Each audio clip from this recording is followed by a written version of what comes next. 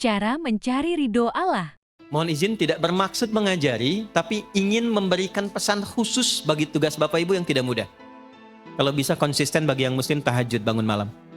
Walaupun cuma 2 rakaat. Quran surah 17 ayat 79 sampai 80. Walaupun cuma 2 rakaat. Tugas Bapak Ibu tidak mudah. Kadang-kadang butuh petunjuk dari Allah. Kadang dari mimpi, kadang Allah jalankan orang lain memberikan informasi. Dikumpulkan kita kontemplasi. Kalau bukan petunjuk Tuhan mustahil. Kata Allah, bangun malam. Wa minal laili fatahajjad bi nafilatan lak. Aku berikan 4 hal. 1, asa ayyab'atsaka rabbuka maqaman mahmuda. Kalau engkau konsisten, aku bimbing karirmu ke tempat kedudukan terbaik dan terhormat yang orang lain memuliakannya. Kan ada orang dapat posisi tinggi tapi orang lain belum tentu respect kan? Kalau Tuhan sudah respect, siapa yang bisa mencegah orang lain untuk merendahkannya? Bangun konektivitas itu, kata Allah, aku bimbing dia dengan cara terhormat di posisi terbaik dan orang semua hormat. 2, ini yang mahal. Wa qur rabbi adkhilni mudkhala sidqin. Akan dibimbing menjalani kegiatannya dengan cara yang terbaik.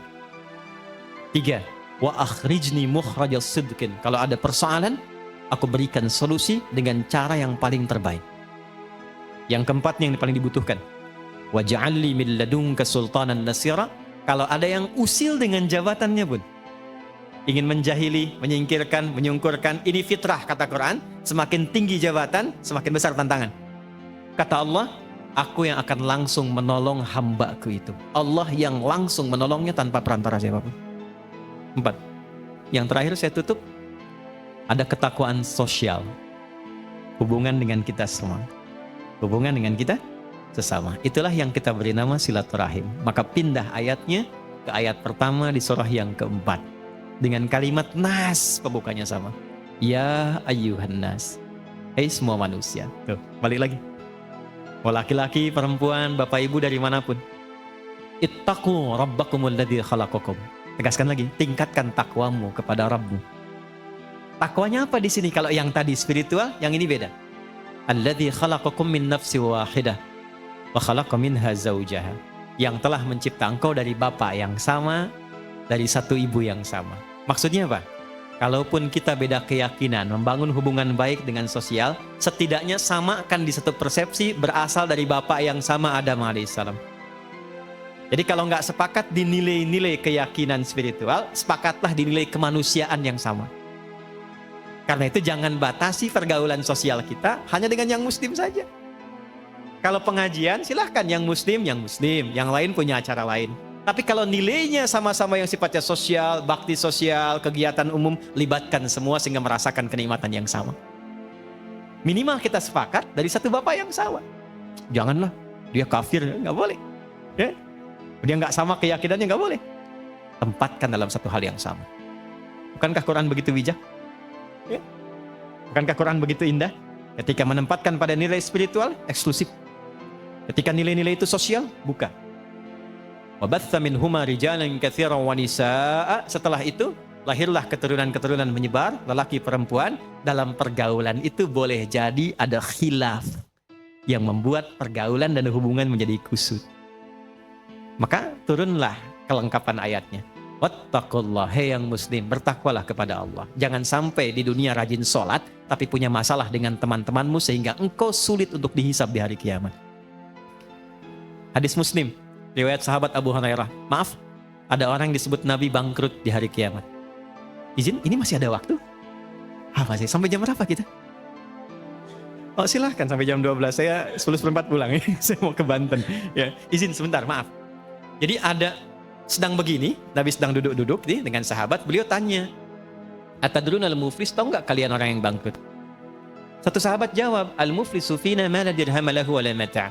Ya Rasulullah, orang bangkrut menurut kami, orang yang sudah tidak punya aset sedikit pun, tidak punya uang 1 sen pun. Teori ekonominya pas, benar secara ekonomi.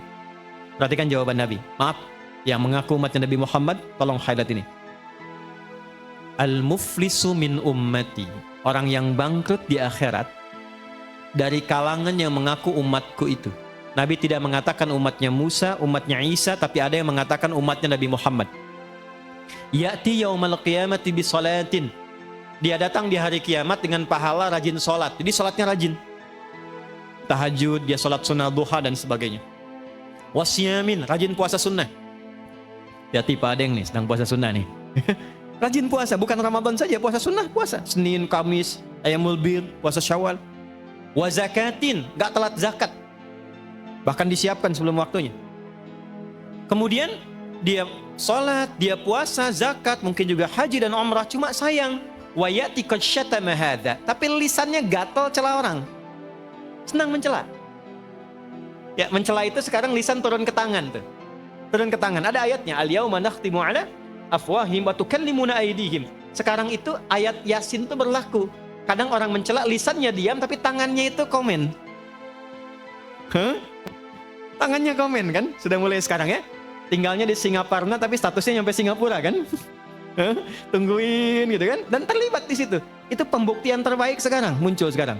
Dan masalah paling banyak kan sekarang, Pak ya? ITE yang banyak diadili itu. Ya. Wa qadzafa hadza, suka nuduh dengan bukti yang tidak ada. Maaf, wa daraba hadza, senang berkelahi. Puncaknya wasafaka dama hadza.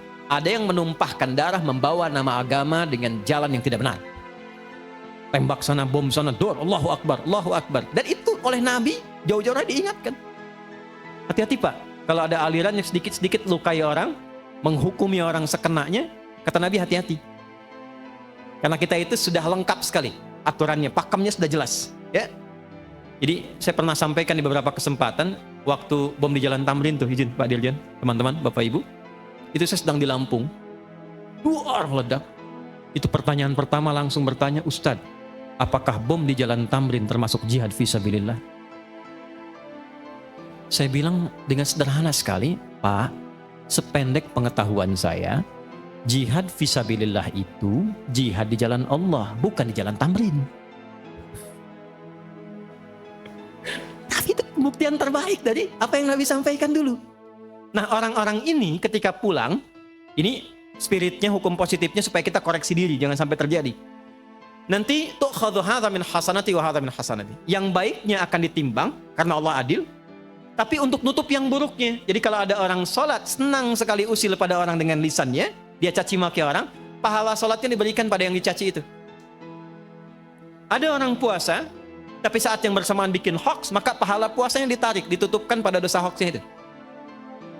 Ada orang haji, saat bersamaan fitnah, orang diambil pahala haji yang diberikan pada yang difitnah itu. Fa'in faniyat hasanatuhu, kalau habis modalnya, masih tersisa yang buruknya. Pernah mencela orang, jadi habis modalnya.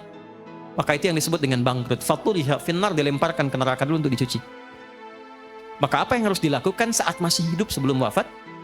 Wattaqullaha alladzi tasaaluna bihi wal arham. Maka kata Allah dipesankan, bertakwalah engkau yang telah beriman, yang muslim. Jangan sampai pulang punya persoalan. Kumpul dengan teman-temanmu, lihat keluargamu, anak istrimu, tetanggamu, teman-temanmu di kantor, dalam pekerjaan, maka bangun silaturahim ini. Dan ketika membangun silaturahim itu, ayatnya tidak menggunakan amanu, tapi nas. Karena boleh jadi perilaku yang tidak baik dilakukan itu bukan hanya pada orang Islam, mungkin pada non-muslim juga. Teman-teman yang hadir saat ini atau tersambung hybrid yang non-muslim, ingat ya, kalau ada orang Islam mencela non-muslim pun dia tetap berdosa. Itulah indahnya Islam. Akhlak sosial itu dihitung merata oleh Allah. Jangan dikira selesai, tidak. Ya, di era Nabi pun orang yang tidak menghormati hak orang lain itu dikecam oleh Nabi. Sekalipun objeknya Nasrani atau Yahudi. Untuk menunjukkan keadilan dalam Islam, sistemnya adalah komprehensif untuk semua. Saya tutup dengan sebuah kisah, bagaimana mengoptimalkan takwa yang terkait dengan kehidupan kita yang beragam dan dinamis.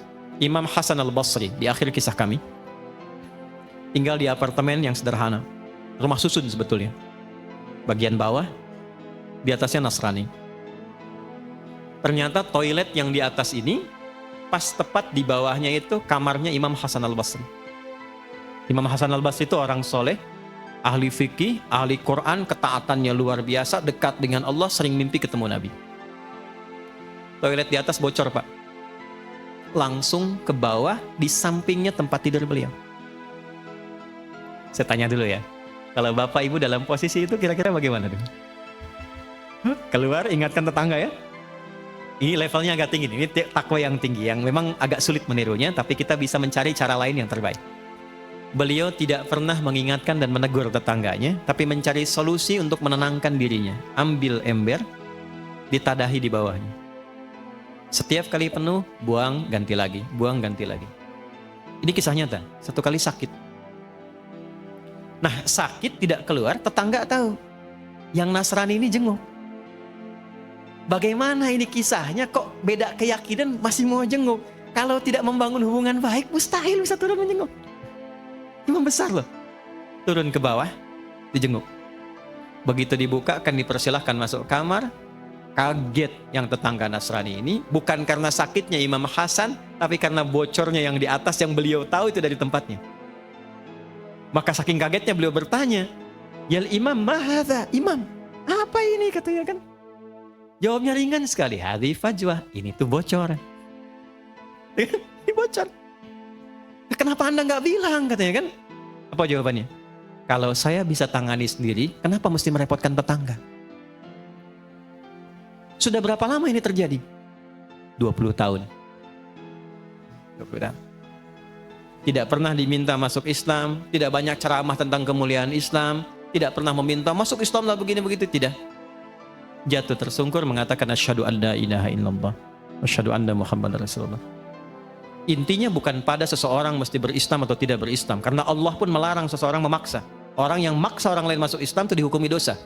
La ikraha fid din. Tapi orang Islam diminta menampilkan akhlak terbaik sehingga siapapun mengenal inilah real muslim itu seperti ini. Jadi saya mohon, Anda adalah hakim yang muslimah, tunjukkan bahwa Anda seorang muslim.